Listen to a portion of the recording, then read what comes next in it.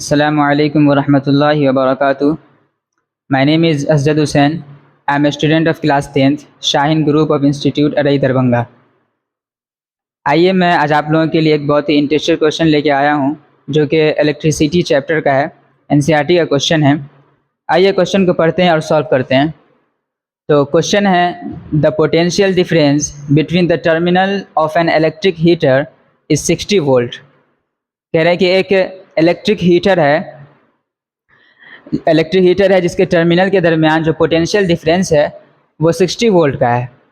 ठीक है, when it draws of current of 4 ampere from the source. और कह रहे हैं जो करंट फ्लो हो रहा है वो 4 एम्पियर का है। अब इसमें पूरे क्वेश्चन को पहले पढ़ लेते हैं, फिर एक बार इसको हल कर लेंगे, फिर इसको हल कर लेंगे।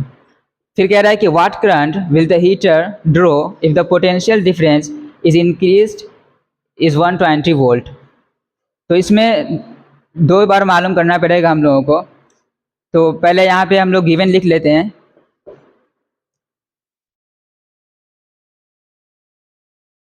गिवन में जो वोल्टेज है वो 60 वोल्ट है, तो इसको पहले लिख लेंगे।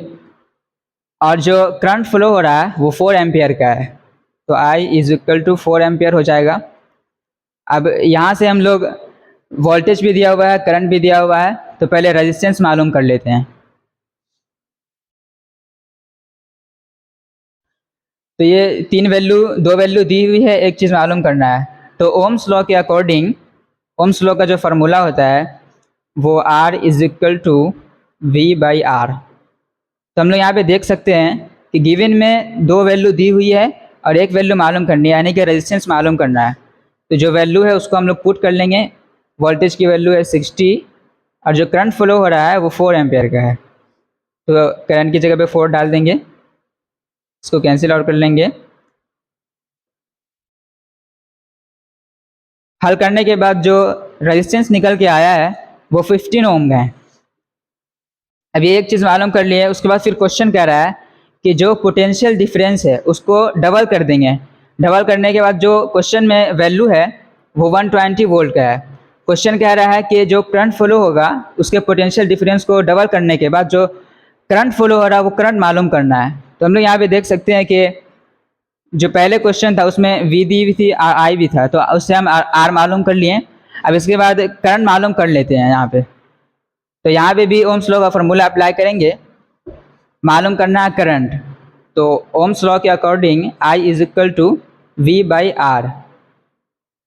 अब जो पहले क्वेश्चन था उसमें जो वोल्टेज थी वो 60 वोल्ट है, लेकिन जब हम लोग को मालूम करना है वो उसके पोटेंशियल डिफरेंस को यानी वोल्टेज को डबल कर दिया गया है। तो जो वैल्यू है वो 120 वोल्ट का है, तो यहाँ पे V की जगह पे 120 डाल देंगे। और अभी हम लोग कुछ देर पहले जो R मालूम किए हैं वो 15 ओम है, तो यहाँ पे R की वैल्यू डालेंगे 15 ओम।